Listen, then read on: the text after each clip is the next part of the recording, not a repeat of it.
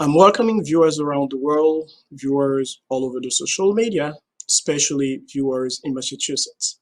My name is Ronald Bernard, and I'm hosting the show called Dialogue with the Candidate. Dialogue with the Candidate is the show that MCTV, which is Multicultural Television Network, is bringing to the community in Massachusetts to know who's running for office, to know about their agenda, to know about issues they care about in order to change life in the community. So this year for this election, it's gonna be the most diverse field in history because certainly we people gonna elect someone of color for the first time as the next mayor of Boston. We at MCTV, our job is to give this platform for people to hear from the candidate. People they can hear directly from the candidate versus reading online or on the newspaper. So, as that reason, we have with us this morning Miss Andrea Campbell. All the listeners, you are listening to MCTV, which is Multicultural Television Network. And today we have the great privilege to have with us um, Counselor Miss Andrea Campbell. Welcome, Andrea. Thank you for having me. Yes, and thank you for being, on our platform. And the reason for this program is to inform people who are going to vote so they can know about the candidates, like the political plan and the issue you guys want to tackle in order, to bring changes to the communities. So I know it's your first time probably on our platform, and all the viewers, they would like to know, your background and why you would like to run for mayor of Boston. Thank you for having me, and it's great to be on and, of course, to connect to your viewers. I was born and raised in the city of Boston. I'm a Boston Public Schools kid. I went to 5 excellent Boston Public Schools. I graduated Boston Latin School and went to Princeton University and then UCLA for law school. Then I came back home to the city I love to start my legal career at a local nonprofit in Roxbury representing families in education cases. I've worked also as an attorney for Governor Deval Patrick. But I also talk about the flip side of growing up in the city of Boston. 9 years ago, my twin brother Andre passed away while in the custody of the Department of Correction. This was actually while in the custody of a state prison. And he died at a very young age. He was only 29 years old. And as you can imagine, that changed my life forever. So the question I asked when I first ran for city council, and of course, running for mayor, it's the same question, which is how do 2 twins born and raised in Boston have such different life outcomes? On the one hand, our city is a world-class city, but we also know on the flip side, it's still very much an unequal city. And there are many residents in our city that have yet to afford to live in the city of Boston, to find a good job.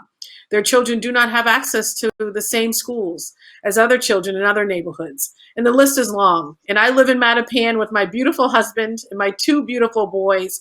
And I recognize those inequities. So I jumped into the mayor's race in September of last year to say I want to close those gaps. And I've done the work as a district councilor representing Dorchester and Mattapan, specifically working with our Haitian residents in partnership to close many of these gaps. But there's a lot more work to do.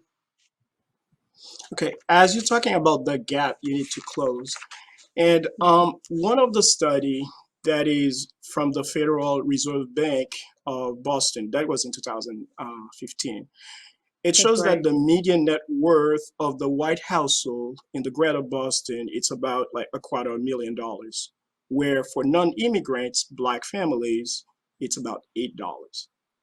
That's right. And again, Mr. Mr. Secretary of Labor, Marty Walsh, when he was the mayor here, in his last statement, he said, I'm going to just say it verbatim, COVID has affected all of us, but there is no doubt it hits some harder than others. In Black, Latino, and immigrant communities, inequality in health, housing, and work opportunity cause illness and jobless. And in your video also, I remember when you talking about your campaign, you mentioned about like less than 5%, I believe, the city contract goes to people of color. So the That's right. question now is, do you have a plan? Like, what kind of do you have policy to introduce that are going to break the cycle of inequity? Absolutely. It's the foundation of everything I do. I look at those inequities, and for me, it's not just about professionally closing those gaps, it's personal for me. Because as a recent supporter remarked, I lost my twin brother. Someone died as a result of these systemic inequities that exist in various systems, particularly on the racial wealth gap.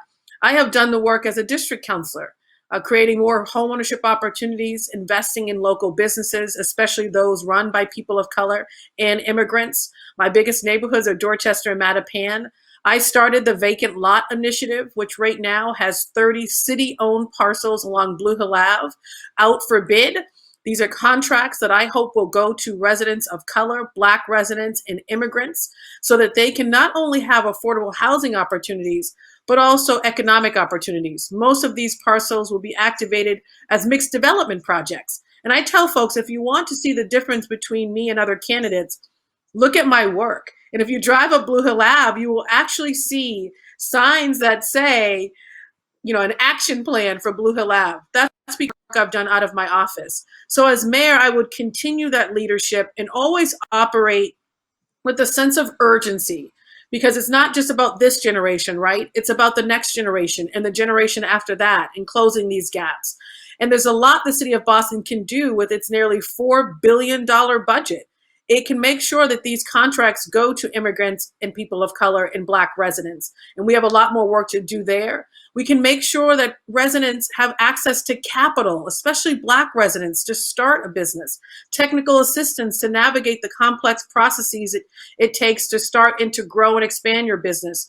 And we can also make sure that, in addition to making sure that the city of Boston gives out contracts to Black residents and immigrants, that other institutions, the private sector, our medical institutions, our hospitals, and our higher institutions also do the same. When the city exercises that leadership, we can push these other industries, because some of these industries we know are billion-dollar industries. Some may become trillion-dollar industries, and I refuse to accept that communities have to be left out and left behind. Okay, Councilor, thank you. And on your website, I saw you talking about 15 minutes neighborhood throughout Boston. I found it's a fascinating idea, and I would like you to enlighten the viewers of MCTV who are listening to you right now about the 15 minutes neighborhood throughout Boston. I love that you drew out that idea, because I think it's an incredible one. It's in my transportation plan, and my transportation plan says it's not only important that people can get across, right, to and from across the city to jobs and places they have to go, and to make that easier, and that we have to close transportation gaps, including in Mattapan where I live, where there are a lot of transit deserts. But I say it's also equally important that people be able to walk in their community and to have a diverse array of businesses. And so my transportation plan is coupled with an economic plan. And it says Blue Hill Ave, Washington Street, all of the major corridors that need more investment for economic development, that the city of Boston must make those investments, must support local entrepreneurs, because we know there are already businesses that are thriving, including Haitian businesses, that if they had more support, they could not only grow in our neighborhoods, they could also grow in other neighborhoods like the Seaport, et cetera. But if we actually grow the economic development opportunities, many people won't need to go somewhere else, to get in a car, to get on a bus, or anywhere else to go and get the things they need for their family. They could walk very much in their community. And by doing these investments, we not only grow the businesses, close the racial wealth gap, but we also respond to issues of transit and climate justice issues as well. And this, for me, this 15-minute neighborhood concept is something we can absolutely do in the city of Boston. Okay, definitely. It's better like the viewers now understand it and listen to it from you as you have the plan. The next question would be more about housing. So it's Mhm. one of the issues that, Boston resident is facing on top of other issues. So the Boston Globe mentioned about since when Secretary of Labor, now at that time he was the mayor. So when he took office, he had a plan, like an ambitious to add like 69,000 units of housing by 2030. So that's it's a way they trying to apply what they call the principle in economics, like supply and demand, that would help to, down the cost, especially rental. So, do you have a plan to address the housing issues in Boston? What is the plan? Yes, this is at the top of the list. And I want to first be clear, given the audience that I'm talking about, everything I do around making sure that folks have access to housing opportunities, and not just rental opportunities, but home ownership opportunities, that be available, these programs be available to everyone, regardless of their immigration status. I have to stress that. The second piece is when I talked about the vacant lot initiative earlier on Blue Hill Ave. This is right now creating home ownership opportunities for many families. And a lot of families who are two families, three family members, large families, critically important. It's also creating home ownership opportunities for our seniors. Many seniors live in rental opportunities but are currently being displaced because they can't afford to live there. So I'm looking at how do we transition some rental opportunities into homeownership opportunities. I've done that. The second piece is let's not forget about people who live in public housing. We absolutely need to make sure that they have stability in their housing. I've done that as a counselor. I brought in a program into our housing authority that is moving folks out of public housing, out of poverty, into homeownership opportunities. I would expand upon that program as mayor, immediately investing more resources. We also can make sure that residents have access to first-time homebuyer classes, down payment assistance, all the things they would need to be able to buy a home. And then we can be, of course, creating more rental opportunities that are at affordable pricing points, really pulling apart the numbers and saying in certain neighborhoods, Dorchester, Mattapan, Roxbury, Hyde Park as well, what's the median income? How do we make sure that as we're building, we're actually making sure it's targeted for that particular neighborhood and that the pricing points are targeted? All of this is within my housing plan, coupled with wages going up and making sure that residents also have an increase in wages over time, because the housing conversation must be coupled with the economics. All of that is really important to create stability for every resident in the city of Boston. Having said that, counselor, how do you support during COVID, there is, tremendous changes, especially in hardship, low income. So, what is the plan into the during the recovery? What is the plan to help, especially low income and family in the Mhm. community of Boston? I'm doing that work right now. My district is continuing to be devastated by COVID. We know that Mattapan, for example, has the lowest vaccination rates in the entire city. So pushing for folks, of course, to get vaccinated to protect themselves and their families and their lives. I also support the Rental Relief Fund and have been advocating as a counselor for more resources to go into that fund, which not only helps residents, it also helps our small landlords. I also support an eviction moratorium. I introduced a hearing order and some resolutions on the council level to push for extension of the moratorium. Even past COVID, I have supported extending that for the next cycle in our government, which of course means if I'm blessed to become the next elected mayor in the city of Boston, to extending that moratorium to allow families to stay in their homes, which is critically important. We actually have folks who are facing displacement even as we sit in this interview. And so making sure they have the resources they need, the legal support, and the legal technical assistance critically important. Okay, I'm reminding all the viewers you are still listening to a Dialogue with the Candidates. It's a platform that MCTV creating to inform the community about who's running for office, what is their agenda, and issues they're planning to tackle in order to change people's life. And we are glad we continue the dialogue with Mrs. Campbell, Andrea Campbell. And the question that we have now, it's we go back in transportation. Um, Mhm. we see in on your website the data about I think it's about 30% or 40% the people they use mostly buses, and it's about like 410,000 daily people commuting. I think that was before the pandemic. In this data again, when you go, I saw about like 60% using the subway. So my question is that this how about the subway system? Is it like something that needs to be addressed as well? Absolutely. So we need greater investments from the T, not only in the subway, but also in the Fairmont line. And certain lines need to be extended in certain neighborhoods that currently do not have access. And when you think about the Fairmont line, particularly going towards Hyde Park, Reedville, we also need to make sure that the fares are the same because sometimes they are not. That's been an ongoing battle. But I focus a lot on the buses because in certain communities, particularly communities of color, this is the number one way in which folks commute.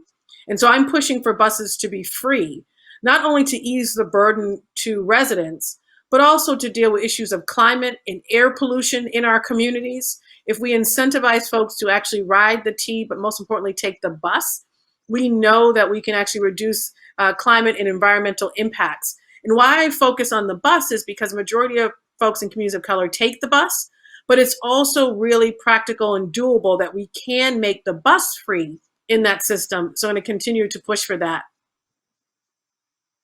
Thank you, Counselor. So we are at the end of this dialogue, and we are That very went glad way too you. fast. Okay. So we are very glad we have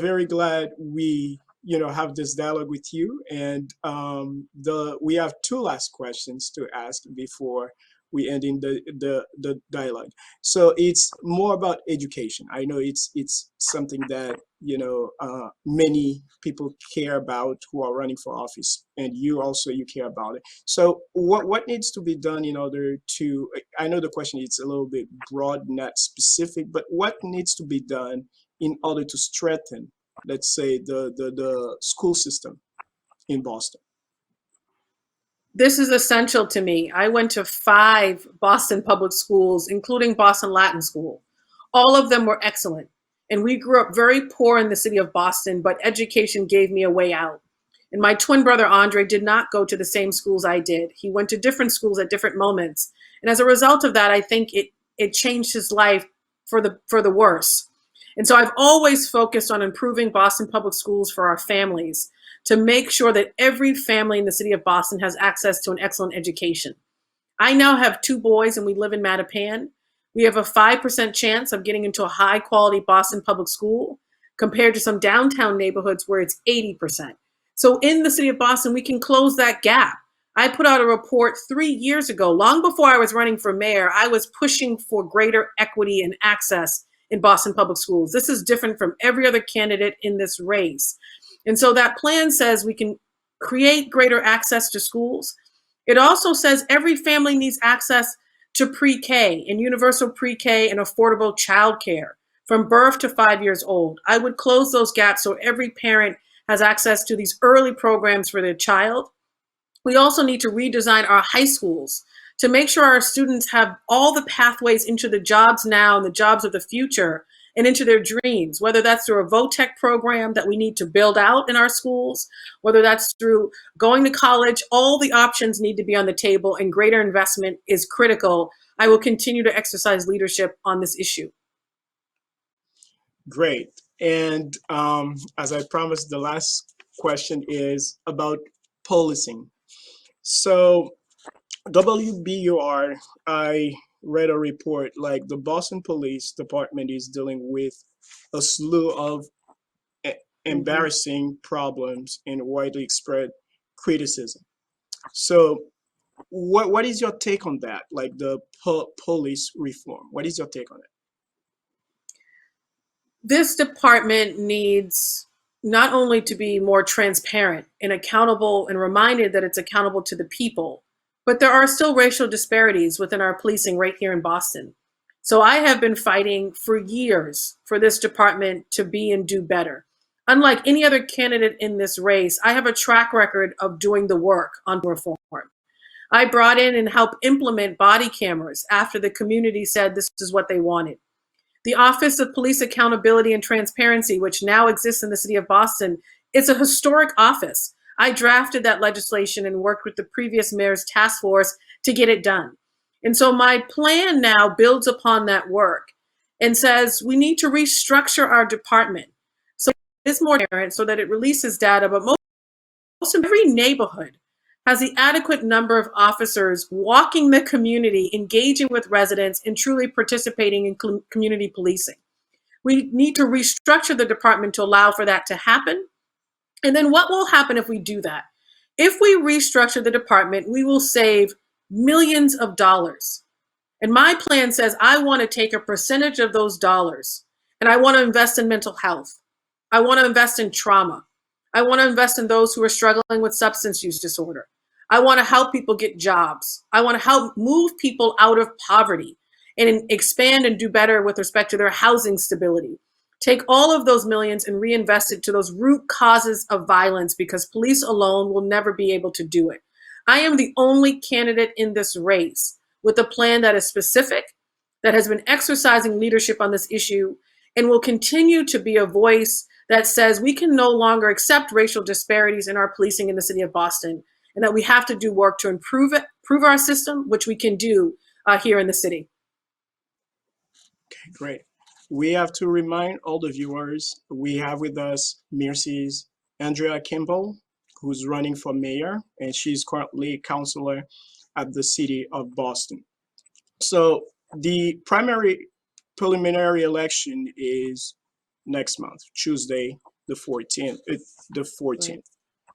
So everybody, we give you the chance to listen to, I mean, the viewers, we give you the chance to listen to the candidates because you need to hear what they are planning to do and issues they are planning to tackle on for the better of the communities. So as we're closing this dialogue, so as me, I'm originally from Haiti. So, do you have any special message to the Asian community? We are part of the minority. That's number Absolutely. one. And number two, I leave you the platform to make your case why everybody or people should trust you in order to lead the city of Boston. First, I have to say, I have and continue to keep my Haitian brothers and sisters, not only those who live in the city of Boston, but those in Haiti, in my family's prayers and thoughts, because we know there's a lot going on. So I'm already participating in some relief efforts after this drastic and devastating earthquake. That's number one. The second is I have always worked in partnership with the Haitian leaders in my community. I have one of the largest Haitian populations in my district. And we've worked in partnership on improving our schools, economic opportunity, domestic violence issues, always, of course, making sure our young people have what they need, housing stability, working with our seniors to make sure they have everything they need, and so much more. That partnership would continue. I'm blessed to have the support of former state rep Marie St. Fleur. She stood with me early on because she recognized my leadership in the work on the issues. And as she said, Andrea just isn't a story. I understand the pain and the suffering that folks of color, particularly in this community, are going through. I have lived them myself, but I also do the work. And as Marie said, I do the work with a sense of urgency and compassion. And I have the blessing of other leaders as well. Gurley is one of my girls. Of course, she's running for mayor in Everett. But there's so many leaders on the ground that also support my candidacy because they see me doing the work. And a major distinction between me and the other candidates is not only do I talk about what needs to be done, I do what needs to be done. Always, of course, being guided by something that's bigger than me and making sure that everything I do is grounded in faith, compassion, empathy, and always in partnership with community. And so I look forward to earning the vote of the residents, of course, who are listening, those who have been doing the work with me, but also those I'm getting to know. The election's on September 14th. People can learn more about me at ANDREACAMPBELL.org. And I'm so grateful to be on and will continue to keep this community in my prayers. Thank you, Counselor, and thank you, all the viewers. It has been a pleasure to present this show, Dialogue with the Candidate, for you today. And Counselor, thank you for all your time, and we are glad to have you. Thank you so much, and thanks for creating the platform. Really grateful to you.